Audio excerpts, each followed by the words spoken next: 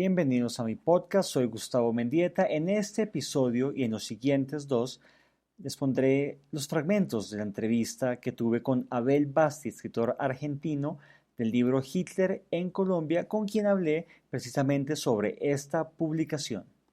Primero que todo, quisiera que nos contara un poco acerca de cómo comienza usted a literalmente seguir los pasos de Hitler. Bueno, básicamente a partir de un incidente que hubo en la ciudad donde yo vivo, que es San Carlos de Bariloche, en la Patagonia, que fue el pedido de extradición de un hombre que era muy conocido en la ciudad, era presidente de la Asociación Cultural Germano-Argentina, que se llamaba Erich Prieb, que era un capitán de la CSS, y en los años 90 su extradición fue pedida por el gobierno de Italia. Así que a partir de ese momento yo, como periodista de distintos medios, tuve que cubrir todo ese incidente que duró muchos meses, porque la extradición de Prieb, que fue muy complicada, hubo distintas instancias judiciales donde se aprobó la extradición, después se rechazó hasta que llegó a la Corte Suprema de la Nación, y durante todo ese periodo yo tuve que escribir una cuestión profesional de este hombre, así como de los nazis en la Argentina. Y a partir de ahí comenzaron a surgir determinados datos relacionados a otros nazis y particularmente a Adolf Hitler.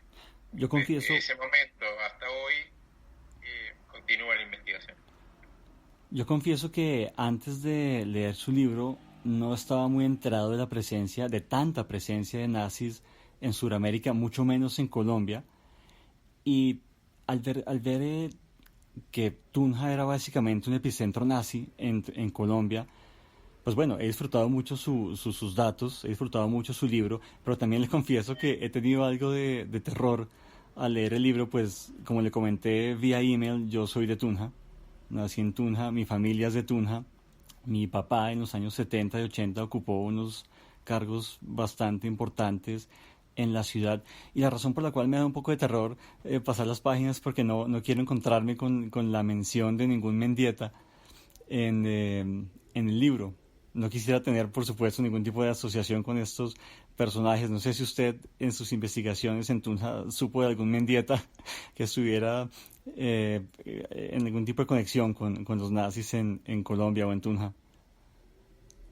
Bueno, el episodio de Tunja en particular, yo lo estoy todavía investigando. Lo diferente en Colombia en relación a Argentina es que aquí se han escrito muchos libros sobre la presencia de nazis después de la guerra. En cambio, en Colombia, yo cuando comencé la investigación no tenía ningún sustento ni periodístico ni académico, no había ninguna documentación ni información relacionada a los nazis, la presencia de los nazis en Colombia después de la guerra. Y la verdad que a esta altura de la investigación, en particular sobre Colombia, la presencia de nazis en ese país fue muy importante. Es decir que, según lo que usted me dice, según entiendo, su investigación apenas comienza. Este libro es como el primer paso para adentrarnos en el mundo de lo que fueron los nazis y su presencia en Colombia. Sí, particularmente, bueno, yo soy una especie de biógrafo de Hitler en el exilio, ¿no? Así que sí, la investigación continúa, pero centrado particularmente en la presencia de Hitler en Colombia. Si bien hubo muchos nazis, yo menciono algunos en el libro Hitler en Colombia, mi objetivo, digamos, es tratar de investigar qué hacía Hitler en Colombia, con quiénes se reunía, cuáles eran sus planes, en definitiva, las razones de la presencia de él allí. Yo tengo una teoría, no sé si es un poco descabellada, sobre, digamos, los rasgos físicos de las personas de la región de Boyacá y específicamente de Tunja. Usted obviamente tuvo la oportunidad de viajar por Colombia y de ir directamente a sus sectores. No sé cómo era la raza de Tunja y de Boyacá antes de las guerras, pero yo creo que usted se pudo dar cuenta de que allá hay mucha gente muy blanca y con ojos claros, eh, pelo mono, que no son rasgos muy característicos del colombiano, promedio por lo menos. No sé si usted cree que esto sea una especie de prueba de la abundancia de alemanes y de nazis que hubo en Sudamérica y en Tunja específicamente. Sí, en esa zona claramente denota la presencia europea, ¿no? O sea, el mestizaje con europeos. Eso es muy, muy claro y muy evidente. Eh, Salta a la vista, digamos, esta cuestión de rasgos o de señales físicas que se corresponden a europeos, ¿no? Esto de ojos claros, piel blanca. Que por ejemplo mi sobrina es blanca y tiene ojos claros y eso no es nada habitual en Colombia y de hecho mucha gente cree que no es colombiana. Entonces ahí se podrían Claro, ver esos rasgos de esa mezcla que hubo entre culturas, ¿no? Entre alemanes claro, y sí. colombianos. Hablando un poco más sobre el libro, usted habla de muchas fechas en las que Hitler pudo llegar a Colombia o en las que pasó por Colombia. Se habla de que pudo haber llegado incluso apenas unos meses después de la Segunda Guerra Mundial. Otros dicen que estuvo entre el 50 y el 51, otros dicen que estuvo en el 53 hasta el 55 aproximadamente. Por hay quienes dicen que incluso estuvo en la década de los 60 viviendo en Bogotá, en Teusaquillo. ¿Cómo saber cuál es la fecha más precisa o más exacta en la que el Führer pudo haber estado en Colombia y en la que pudo haber llegado? ¿Fue en el 45? ¿Fue más adelante? Bueno, estas cosas se demuestran con elementos de prueba, ¿no? Toda la historia del 45 es falsa, no hay presencia de Hitler en el 45. Ahora Hitler llega a la Argentina en el invierno del 45.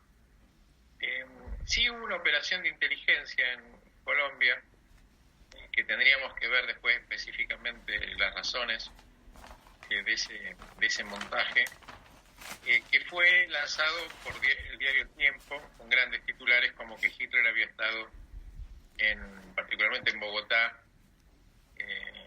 y en otras áreas de Colombia apenas terminada la guerra. Eso es absolutamente inexacto.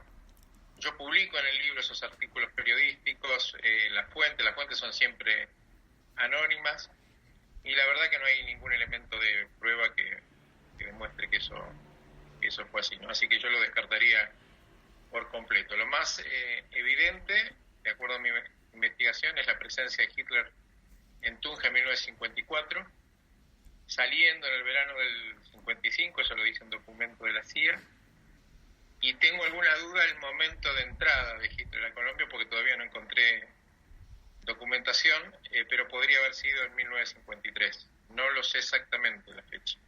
Porque Sí, la salida está bastante clara, porque inclusive Hitler después de salir de Colombia viene a la Argentina, te lo dice el documento de la CIA, y bueno, yo la última testigo que tengo de la presencia de Hitler en Colombia, que era una mucama que lo atendía, habla también de verano del 55, posiblemente febrero-marzo. Así que Hitler puede haber salido en ese viaje entre fines de diciembre, enero, hacia la Argentina, y por lo que dice el documento de la CIA, y llegar acá en esa fecha, por lo que dice la mucama que lo atendía en Argentina. Y después sí, que yo investigué bastante la presencia de Hitler en 1960. Hay otro viaje, no sé exactamente cuándo llega, no sé exactamente cuándo se va, pero el tema de la casa en Teusaquillo y demás, bueno, yo lo presento en mi libro con una serie de testimonios, ¿no? Era muy inusual de esa casa, si bien Teusaquillo era un lugar donde vivían muchas personalidades de Colombia, ninguna de estas tenía guardaespaldas en la puerta, custodios en la puerta y una serie de medidas de seguridad como tenía esta casa, de la cual yo ubico exactamente en Teusaquillo. Bueno, ahí en el libro Hitler en Colombia se presenta una serie de testigos respecto a esa casa. Así que yo daría como muy seguro, o prácticamente seguro la presencia de Hitler en 1953-54 y esta en 1960. En lo que podemos estar de acuerdo es que el punto de entrada de Hitler a Sudamérica fue Argentina, de eso no hay duda. En el viaje del 54 él hace una escala en Perú. Esto primero me lo dice el doctor Javier Ocampo, que es el presidente de la Academia Boyacense de Historia, que tenía ese dato, que había llegado procedente de Perú. Pero yo incluyo en el libro una investigación a la que accedo después del dato que me da Javier Ocampo, donde se determina la presencia de Hitler en una finca en Perú de un magnate alemán peruano, también con una serie de testigos, en una fecha un poquito anterior a la presencia de Hitler en Colombia. Así que lo del 53-54 de Hitler en Colombia precede un viaje por el que pasó por Perú. Pareciera ser que Hitler tenía todo muy bien planeado. Antes de llegar a Sudamérica ya tenía como las redes montadas de cierta forma de alemanes o de nazis para hacer más fácil su estadía en Sudamérica, ¿no es así? Bueno, en principio toda la red de empresas alemanas, y vamos a hablar de Colombia, se habían radicado en el periodo de entreguerras fundamentalmente, y después de la guerra esto se acentuó, ¿no? Estamos hablando de los grandes holdings alemanes, de la industria farmacéutica, laboratorios, inclusive industria de las armas, etcétera. Fue muy fuerte la presencia en Colombia. Si uno rastrea esa época va a ver, como proveedor del Estado, muchas empresas colombianas, particularmente en las tecnológicas, con los servicios de telefonía, electricidad, etcétera. Así que por un lado hay una presencia muy fuerte, por el otro Hitler en realidad llega a Sudamérica merced a un acuerdo con los norteamericanos que permiten la evasión de miles de nazis hacia el continente, incluyendo Estados Unidos, que es el país que más nazis recibe, así que ahí se forjaron vínculos muy fuertes también con los norteamericanos y con el capital norteamericano. Y además, si se analiza el mapa político del año 54, que es cuando Hitler está en Colombia, uno va a ver que la mayoría de los gobiernos de la región son gobiernos militares de derecha, bajo subordinación de Washington, ¿no? Puestos por los Estados Unidos. Todo este esquema es un esquema anticomunista, todo un bloque armado por Estados Unidos para impedir que el comunismo entre a la región, donde obviamente los nazis son los principales socios, porque los nazis son elementos anticomunistas muy fuertes, y esa es una de las razones principales del acuerdo con los Estados Unidos. Por otra parte, los empresarios que habían radicado, alemanes, que habían sacado y lavado sus dineros del Tercer Reich hacia América, también pedían garantías de que al crear empresas en América, estas no tuvieran algunas dificultades si asumían gobiernos comunistas y podían esos gobiernos expropiarles las empresas. Entonces, lo que se hace es garantizar esa seguridad de que no va a pasar nada con el capital privado, poniendo gobiernos militares de derecha en toda la región. Y según eso que usted dice, uno puede asumir con mucha certeza que Hitler estaba protegido por los gobiernos locales, es decir, que si él viajaba a Colombia, si viajaba a Argentina, los gobiernos locales le prestaban seguridad de cierta forma. Sí, claro. La principal protección era norteamericana, y bajo ese paraguas de protección norteamericana, no solo de Hitler, sino de toda la organización nazi, de todos los elementos nazis, estaban los gobiernos locales. En el caso de Colombia, puntualmente el presidente Rojas Pinilla, que dominaba todo el tema de seguridad, de entrada y salida de personas a través de sus aparatos de inteligencia y de Fuerzas Armadas. Así que sí, en Perú también tenía gobiernos militares. Estamos hablando de un esquema de protección a nivel global en el marco de una estrategia de lucha contra el comunismo.